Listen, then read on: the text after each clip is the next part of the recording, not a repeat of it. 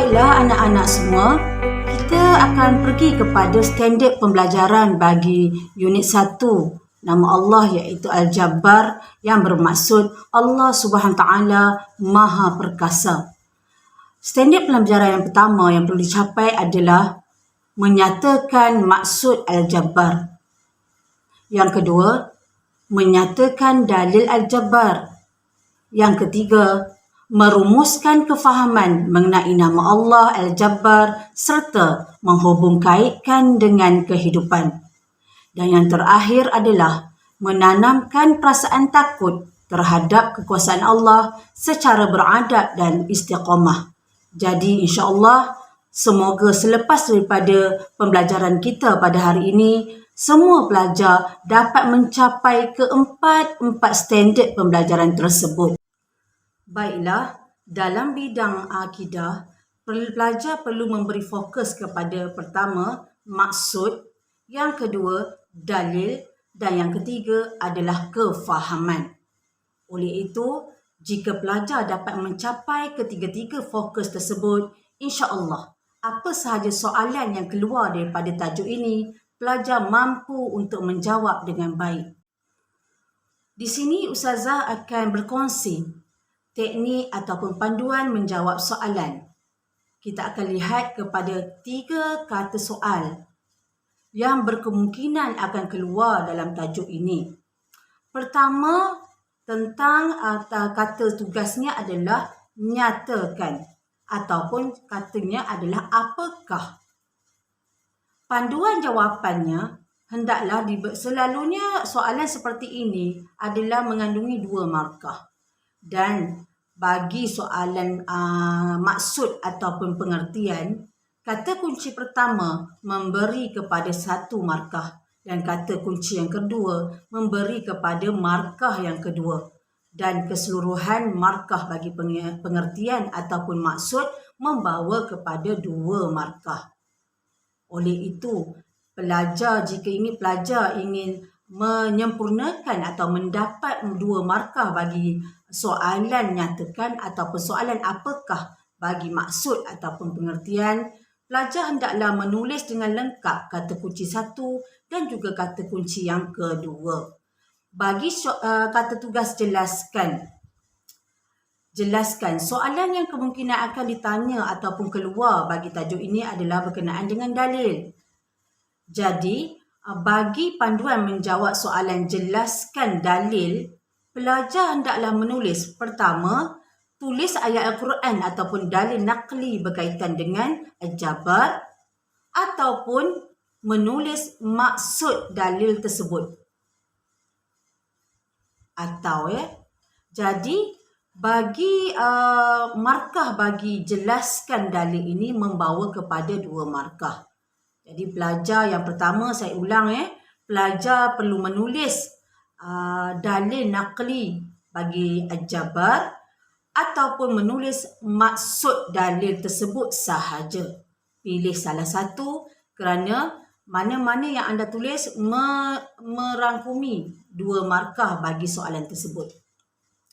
Yang ketiga, soalan jelaskan berkaitan dengan kefahaman ayat. Kefahaman berkaitan dengan Al-Jabbar. Jadi pelajar perlu menjawab dengan menggunakan ayat yang lengkap. Mencukupi 3 hingga ke 5 patah perkataan yang difahami. Tidak perlu kepada isi dan juga huraian. Kerana kata tugas jelaskan hanya cukup bagi ayat yang lengkap sahaja. Yang mana ia membawa kepada 2 markah. Kata tugas yang keempat iaitu terangkan. Jika kata tugas ini keluar bagi tajuk ini, pelajar perlu menulis isi dan juga huraian di mana panduan jawapannya adalah perlu ada isi ditambah dengan penyambung ayat suka. Apa dia suka? Pertama, supaya. U adalah untuk, K untuk kerana dan juga A untuk agar. Jadi pelajar-pelajar boleh menggunakan keempat-empat penyambung ayat ini menyambung kepada huraian isi tersebut. Dan satu, terangkan soalan kata tugas terangkan ini membawa kepada 2 markah. Jika dikehendaki 2, terangkan 2, pelajar perlu menjawab 2 dan mewakili kepada 4 markah. Jadi itu sahaja untuk bahagian panduan menjawab soalan. Oleh itu, jika pelajar ingin mendapat markah penuh, pelajar-pelajar semua hendaklah menulis jawapan mengikut panduan menjawab soalan yang telah dipelajari. InsyaAllah, pelajar akan dapat markah yang penuh kerana pemeriksa-pemeriksa kertas ini, ustaz-ustazah ini, jika pelajar menulis dengan baik, menulis mengikut teknik yang betul, insya-Allah tak ada siapa yang kedekut markah. Pelajar akan dapat markah penuh dan kita akan tahu bahawa pelajar tersebut memahami soalan dan juga menguasai tajuk yang telah dipelajari. Baiklah, untuk soalan kita ramalkan kemungkinan soalan yang keluar bagi tajuk ini dan juga kita berfokus kepada cara untuk menjawab soalan tersebut. Pertama, soalan bagi nyatakan. Ingat lagi panduan menjawab soalannya. Jadi hanya senaraikan. Kalau diminta maksud, terus sahaja senaraikan maksud ataupun tulis terus sahaja maksud yang perlu mengandungi kata kunci yang pertama dan juga kata kunci yang kedua. Kita lihat contoh. Soalannya adalah nyatakan maksud Al-Jabbar. Jadi pelajar hendaklah menulis maksud Al-Jabbar ialah. Ingat, panduan bagi menulis soalan maksud ialah pelajar perlu menulis pendahuluan iaitu maksud Al-Jabbar ialah. Kemudian diikuti dengan kata kunci yang pertama dan juga kata kunci yang kedua. Setelah kita mengetahui cara bagaimana untuk menjawab soalan apakah maksud Al-Jabbar, oleh itu kita lihat bagaimana cara untuk kita menulisnya. Pertama, tuliskan pendahuluan iaitu maksud Al-Jabbar ialah diikuti dengan kata kunci yang pertama iaitu Al-Jabbar ialah nama Allah SWT yang menunjukkan bahawa Allah SWT yang maha berkuasa secara mutlak. So, kata kunci yang perlu ada bagi maksud Al-Jabbar adalah maha berkuasa secara mutlak. Diikuti kata kunci yang kedua, untuk melakukan segala kehendaknya. Ustazah ulang, maksud Al-Jabbar ialah nama Allah yang menunjukkan bahawa Allah SWT yang maha berkuasa secara mutlak untuk melakukan segala kehendaknya. Baiklah, pelajar semua boleh lihat di bahagian skrin terdapat Ustazah dah tulis kata kunci yang pertama di mana dan juga di mana kata kunci yang kedua. Oleh itu, pelajar-pelajar semua sila tulis mengikut cara penulisan yang telah Ustazah nyatakan. Baiklah, bagi soalan yang kedua iaitu nyatakan dalil. Sebelum ini Ustazah telah terangkan di bahagian panduan menjawab soalan bahawa jika soalan menyatakan meminta kepada dalil, oleh itu pelajar boleh menulis pertama sama ada matan ayat dalil nakli tersebut ataupun yang kedua adalah maksud ayat tersebut. Jadi boleh pilih salah satu. Jika pelajar hanya menghafal maksud ayat, boleh tulis maksud ayat ataupun dalil nakli tersebutlah. Okey. Cuba lihat ya. Saya ada tulis kedua-duanya, jadi boleh pilih salah satu. Pertama, ayat tersebut. Dalil nakli berkaitan dengan nama Allah SWT Al-Jabbar. Awak boleh tulis ayatnya iaitu Wallahullazi la ilaha illa wal malikul quddusus salamul mu'minul muhaiminul azizul jabbarul mutakabbir. Subhanallahi amma yushrikun. Ataupun pelajar boleh menulis maksud ayat tersebut. Dialah Allah yang tiada Tuhan selain Dia, yang maha menguasai seluruh alam, yang maha suci, yang maha sejahtera, yang maha melimpahkan keimanan, yang maha memelihara keselamatan, yang maha perkasa, yang maha berkuasa, yang memiliki segala keagungan. Maha suci Allah daripada apa yang mereka persekutukan. Jadi, pelajar boleh memilih mana-mana matan ayat ataupun maksud ayat bagi dalil nakli tersebut. Kemudian kita pergi kepada soalan yang ketiga. Soalan ini juga berkemungkinan akan keluar bagi tajuk Al-Jabbar berkaitan dengan kefahaman Al-Jabbar. Contoh soalannya ialah, jelaskan dua kefahaman mengenai Al-Jabbar. Saya ulang, jelaskan dua kefahaman mengenai Al-Jabbar. Di sini pelajar perlu mengetahui ataupun memahami nama Allah Al-Jabbar secara keseluruhannya berkaitan dengan apa. Sebagaimana pelajar perlu menulis, ambil semula daripada kata soal, iaitu dua kefahaman mengenai Al-Jabbar ialah. Jadi itu cara menulisnya. Saya ulang, dua kefahaman mengenai Al-Jabbar ialah. Baik, kita pergi kepada kata tugasnya. Kata tugas di sini ialah kata tugas jelaskan, di mana pelajar hanya perlu menjawab ayat lengkap 3 hingga 5 patah perkataan merangkumi jawapan tersebut. Contohnya, dua kefahaman mengenai Al-Jabbar ialah Allah SWT memiliki dan menguasai seluruh alam. Jadi ini merupakan ayat lengkap bernilai 2 markah. Disebabkan minta kepada dua kefahaman, jadi pelajar perlu tulis kefahaman yang kedua, iaitu Allah SWT tidak dipersoalkan perbuatannya. Jadi kedua-dua jawapan ini membawa kepada 4 markah. Soalan seterusnya, terangkan dua kefahaman mengenai Al-Jabbar. Kita lihat kata tugas di sini, terangkan. Baiklah, jika lihat kepada panduan menjawab soalan, kata tugas terangkan ini membawa kepada pertama isi dan juga huraian, di mana pelajar hendaklah menggunakan penyambung. Wacananya ialah suka, supaya, untuk, kerana dan juga agar. Bagaimana menulis jawapan bagi soalan terangkan ini?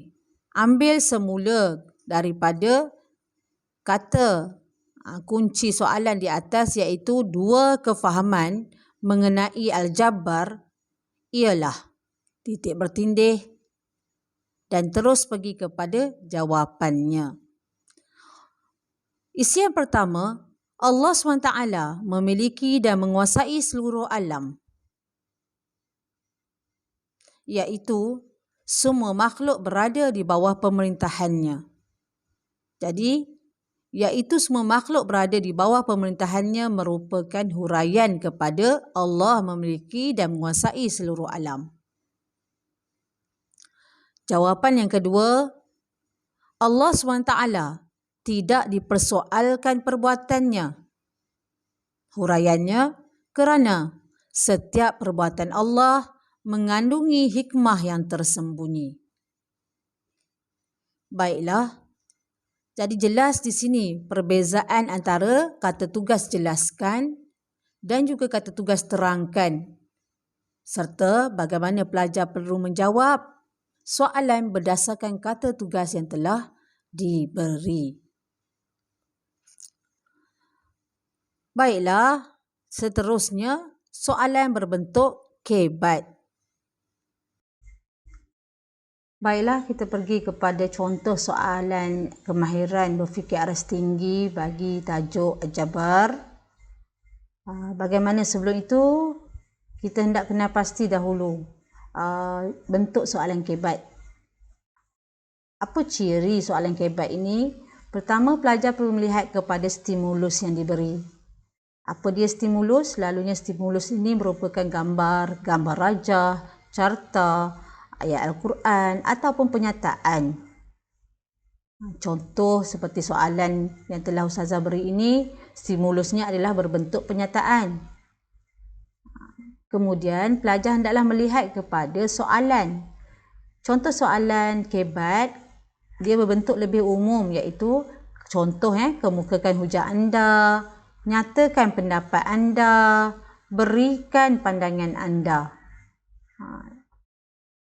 Dan kemudian pelajar boleh lihat kepada nilai bagi soalan tersebut. Bagi soalan kebat, nilainya adalah 4 markah. Okey. Bila ada ketiga-tiga ciri soalan kebat, jadi pelajar bolehlah mula merangka jawapan untuk soalan kebat tersebut. Kena tahu apa kehendak soalannya. Kita boleh lihat stimulus ataupun penyataan bagi soalan kebat ini. Keimanan kepada Al-Jabar melahirkan rasa gerun untuk bersikap sombong. Jadi untuk menjawab soalan kebat, pelajar perlu memahami tajuk Al-Jabar. Kenapa Al-Jabar ini melahirkan rasa gerun? Ingat, Al-Jabar ni Allah Maha berkuasa. Umat Islam perlu ada sikap rendah diri ataupun rasa takut untuk melakukan perkara yang dilarang oleh Allah. Apa perkara yang dilarang oleh Allah dari sini adalah bersikap sombong. Okey. Soalannya adalah kemukakan hujah anda untuk menyokong pernyataan di atas. Jika dia minta sokongan untuk pernyataan yang diberi, pelajar boleh letakkan tentang kefahaman berkaitan dengan Al-Jabar. Boleh letakkan tentang kefahaman. Okey. Bagaimana menulis jawapan bagi soalan kebat? Ingat, dalam soalan kebat perlu ada satu isi, huraian lengkap dan juga kesimpulan yang membawa kepada 4 markah. Jika pelajar boleh lihat kerangka yang telah saya sediakan, pertama tentang isi, yang kedua huraian, yang ketiga adalah huraian lengkap dan yang terakhir adalah kesimpulan. Bagaimana nak menulis jawapan kebat? Bermula dengan pendahuluan pada soalan. Contoh dia tanya, kemukakan hujah anda. Pelajar boleh menulis dengan hujah saya ialah. Isinya, umat Islam wajib bersifat merendah diri. Sebab apa? Dia beritahu tentang sifat sombong tadi kan? Jadi huraiannya saya masukkan penyambungnya adalah kerana. Pelajar boleh gunakan pilihan kata supaya, untuk, kerana ataupun agar untuk menyambung kepada huraian isi tadi. So saya memilih kepada kerana Allah SWT akan mencampakkan makhluknya yang bersikap takbur ke neraka Jahannam. Kalau pelajar ingat lagi, ini adalah kefahaman bagi tajuk Al-Jabar. Dan yang ketiga, huraian lengkap, saya memilih perkataan kesannya. Kesannya, umat Islam akan sentiasa mempamerkan akhlak yang baik supaya tidak diazab oleh Allah. Kesannya ataupun huraian lengkap ini adalah merupakan rentetan kesan daripada isi dekat atas yang telah kita pilih tadi. Dan yang terakhir, kesimpulan. Saya mulakan dengan oleh itu dan masukkan pendahuluan. Bagi kesimpulan, kita hendaklah masukkan isunya, memahami sifat Allah Al-Jabar dan masukkan huraiannya agar mendapat keberkatan dalam hidup. Baiklah, itu merupakan contoh ataupun rangka jawapan yang telah Ustazah tuliskan. Jadi kepada pelajar, janganlah letakkan kerangka ini di dalam jawapan anda. Jadi bagaimana nak menulisnya? Keluarkan dan tuliskan dalam satu perenggan bagi jawapan untuk soalan kebat. InsyaAllah bila mana pelajar menulis soalan kebat dalam satu perenggan yang mengandungi isi, huraian lengkap dan juga kesimpulan, pelajar akan mendapat markah penuh iaitu 4 markah. Jadi jika pelajar menjawab mengikut panduan yang telah kita pelajari, insya-Allah pelajar akan mendapat markah penuh dan berjaya memahami keseluruhan tajuk ini dengan baik. Itu sahaja. Saya sudahi dengan wallahu alam. Assalamualaikum warahmatullahi wabarakatuh.